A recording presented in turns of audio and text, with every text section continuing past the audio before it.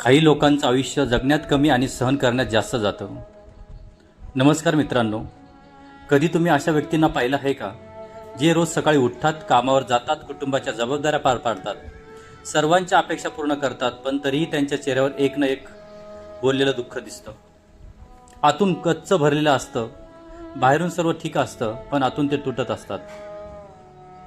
तुमचा पण मित्र, तुमची पण मैत्रीण, तुमचा पण सहचारी असा आहेत का? याचा कधी तुम्ही शोध घेतलायत का? का फक्त सुखात त्याच्याबरोबर असतात आणि दुःखात फक्त तो एकटाच असतो? त्याचे प्रश्न, त्याचा चेहरा फक्त हा बोलका नसतो म्हणून तुम्ही त्याला समजून घेतात का? किंवा खास करून तो तुमची गरज आहे म्हणून समजून घेता? आजचा हा व्हिडिओ अशाच लोकांसाठी आहे, कारण काही लोकांचं आयुष्य खरंच जगण्यात कमी आणि सहन करण्यात जास्त असतं, आणि ते फक्त दुसऱ्यांसाठीच करत असतात. न दिसणारं दुःख. आपल्या समाजात एक विचित्र गोष्ट आहे. लोक तुमच्या हसऱ्या चेहऱ्याकडे पाहतात, पण तुमच्या डोळ्यामागचं दुःख पाहत नाहीत. तुम्ही वेळेवर काम करतात, जबाबदाऱ्या पूर्ण करतात, कोणालाही त्रास देत नाही, नात्यांना जपतात. तुमचा जोडीदार, मित्र, मैत्रीण तुम्हाला समजून घेत नसेल तरी तुम्ही त्यांना समजून घेतात, म्हणून लोकांना वाटतं की तुम्ही खूप आनंदी आहात. परंतु लोक तुम्हाला कधी कधी हातचात पकडतात, पण वास्तव वेगळं असतं. अनेक लोक रोज मानसिक ताण, चिंता, निराशा आणि भावनिक वेदना सहन करत असतात.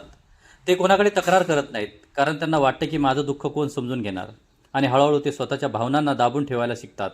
पण लक्षात ठेवा, भावना दाबल्या जाऊ शकतात, मिटवल्या जाऊ शकत नाहीत. आणि म्हणून कधीकधी भावना ह्या व्यक्त झाल्या पाहिजे, परंतु त्यासाठी सुद्धा एक असा खांदा असायला हवा जिथं व्यक्त होता आलं पाहिजे, जिथं काही पण बोलायला भीती वाटली नाही पाहिजे. तेव्हा नक्कीच तो व्यक्ती व्यक्त होऊ शकतो. सतत सहन करण्याची किंमत तो कायम मोजत असतो. मानसशास्त्र म्हणतं की सतत दुःख सहन करणं शरीरावर आणि मनावर गंभीर परिणाम करू शकतं. जेव्हा व्यक्ती वर्षानुवर्ष स्वतःच्या वेदना लपवत राहते, जेव्हा एखादी व्यक्ती तिचा आत्मविश्वास कमी होतो म्हणून कायम रडत असते, झोप कमी येते, मन सतत थकवल्यासारखं वाटतं. काही लोक तर इतके मजबूत बनतात की त्यांना रडणं सुद्धा जमत नाही, ते फक्त शांत राहतात. पण ही शांतता समाधानाची नसते, ती आतल्या संघर्षाची असते. आणि सर्वात मोठी शोकांतिका म्हणजे लोक त्या व्यक्तीच्या सहनशक्तीचं कौतुक करतात, पण तिच्या वेदना समजून घेण्याचा प्रयत्न करत नाहीत. लोक त्याला महान मानतात, परंतु तो आतून किती संपलेला असतो हे कोणीच जाणून घेत नाही. मजबूत असणं म्हणजे सगळं सहन करणं नाही. आपल्याला लहानपणापासून शिकवलं जातं, सहन कर, रडू नकोस, लोक काय म्हणतील. पण खरं सामर्थ्य म्हणजे सगळं सहन करणं नाही. खरं सामर्थ्य म्हणजे स्वतःच्या भावनांना स्वीकारणं, स्वतःला वेळ देणं, गरज असेल तेव्हा मदत मागणं. जर एखादं ओझं खूप जड झालं असेल तर ते एकट्याने उचलण्याची गरज नसते. मदत मागणं ही कमजोरी नसून शहाणपणाची खूण आहे. ज्याप्रमाणे शरीराला जखम झाली तर उपचार करतो, त्याचप्रमाणे मनालाही उपचारांची गरज असते. पण उपचार करणारा तो सवंगडी, मित्र, मैत्रीण, खास करून तो तशा प्रकारचा असायला हवा. नाहीतर शेवटी तो सुद्धा तुमचा फक्त वापर करत असेल तर नक्कीच तुम्ही तिथे व्यक्त होऊ शकत नाही. स्वतःसाठी जगायला शिका.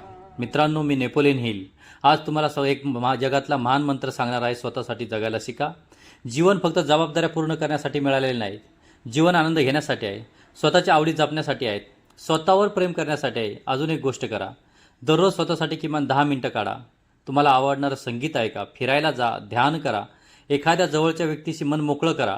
कारण तुम्ही फक्त इतरांसाठी जगण्यासाठी जन्माला आलेले नाहीत. तुम्ही स्वतःचं आयुष्य तितकंच महत्त्वाचं आहे आणि त्यासाठी आलेला आहात. मित्रांनो, जर तुम्ही आयुष्यभर फक्त सहन करत आला असाल तर आजच एक निर्णय घ्या. फक्त जगू नका, मनापासून जगायला सुरुवात करा. तुमच्या भावना महत्त्वाच्या आहेत, तुमचं मन महत्त्वाचं आहे, आणि सर्वात महत्त्वाचं म्हणजे तुम्ही महत्त्वाचे आहात. कारण लक्षात ठेवा, तुम्ही आहात तर हे जग आहेत, तुम्ही नसाल तर संपूर्ण जग तुमच्यासाठी शून्य आहेत, माती आहेत. आणि लोक तुमचा वापर करतायत हे कळल्यानंतर नक्कीच त्या लोकांपासून दूर जा, कारण लोक फक्त गरजेपुरते असतात. आणि महत्त्वाची गोष्ट म्हणजे आपल्या जीवनामध्ये उगवत्या सूर्याला नमस्कार करणाऱ्या लोकांपासून दूर जा. भावनेच्या आहारी जाऊ नका. भावनेच्या आहारी गेला तर लोक फक्त तुमचा वापर करतात. आणि लोकांपर्यंत पोहोचण्यासाठी प्रथमतः स्वतःपर्यंत पोहोचा.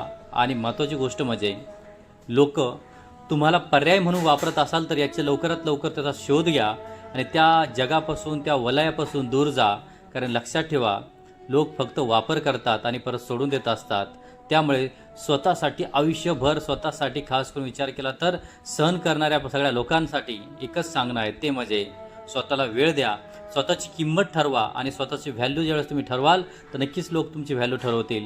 नाहीतर शेवटी तुमच्या चेहऱ्यावर असलेलं दुःख हे मनात दडलेलं असतं आणि तुम्ही चेहऱ्यावरती अश्रूपेक्षा हसू आणत असतात, त्याचाच लोक फायदा घेत असतात. आणि म्हणून आजपासून उगवत्या सूर्याला नमस्कार करणाऱ्या लोकांपासून दूर राहा, तुमचा वापर करणाऱ्या लोकांपासून दूर राहा आणि तुमच्या आतलं दुःख ज्या व्यक्तीजवळ तुम्हाला वाटतं व्यक्त करावं त्या व्यक्तीजवळ नक्कीच करा, कारण तो व्यक्ती खरंच वेगळा असेल, कारण तो समजून घेणारा असेल तर नक्कीच त्याजवळ व्यक्त व्हा. अशाच प्रकारच्या व्हिडिओंना बघायचं असेल तर आमचं चॅनल मोटिवेशनल गुरुजीला सबस्क्राईब करा. व्हिडिओ आवडला असेल तर लाईक करा, शेअर करा आणि खास करून चॅनलला सुद्धा सबस्क्राईब करून दुसऱ्यांना पाठवा. आयुष्य फक्त सहन करण्यासाठी नाही तर आयुष्य हे आनंदाने जगण्यासाठी आहेत आणि ते तुम्ही नक्कीच जगाल अशी अपेक्षा करतो. धन्यवाद.